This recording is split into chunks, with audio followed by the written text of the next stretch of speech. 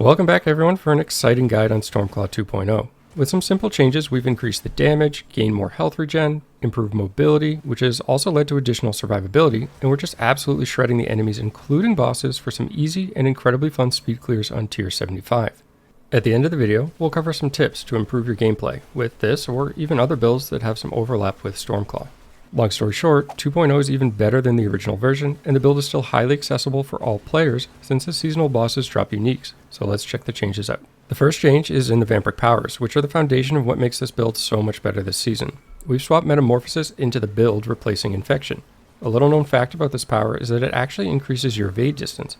On top of that, we gain Unstoppable, which is a huge boost to this build, as Earthen Bulwark is our only skill that provides that. Length of the Unstoppable is increased as the power levels up as well, super strong. The damage dealt is physical, which scales better than the poison damage from Infection for our setup. To complement this, and in no way is required, just suggested, look for a pair of boots with additional evade charges. This allows you to zip around, dodging incoming attacks, picking off key targets, and overall this change has been a huge improvement. The remaining Vampiric powers haven't changed, and the build has been fully updated with the link in the description. Next up is in the skill tree. We've moved 2 points from Ancestral Fortitude and placed them into Envenom. Envenom is a multiplicative talent despite what the tooltip shows, so you definitely want to max this out. Previously we had 1 point, so these additional 2 points will put it at 3-3. The Paragon Tree and glyphs have gone unchanged at this point. We've dropped Vigorous Aspect and are using the unique Godslayer's Crown. This provides an enormous damage boost, additional cooldown reduction, and the unique property pulls everything in while granting burst damage, which allows you to quickly nuke the pack. Combined with all the other changes we've made, this essentially makes the best defense a strong offense.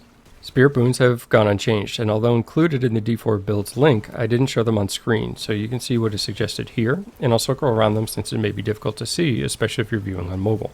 With the changes out of the way, let's talk about some gameplay tips. Number 1, hit things. And it might sound silly, but the build is reliant on the health regen provided through the basic skill attacks. So even if running past monsters, make sure you're giving them a good slap on the way by. It won't slow you down when you get the hang of it and keeps your health pool topped off. This is crucial for clearing quicker and making sure you aren't dead.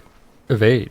And evade often, especially if you have the recommended increased charges. With Metamorphosis, it's instant. You ever hit evade just to die to an explosion anyways? Well, you won't with Metamorphosis.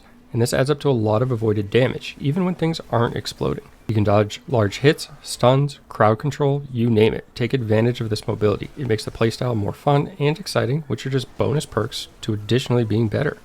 Reserve your Earthen Bulwark for when you're either crowd controlled or about to die.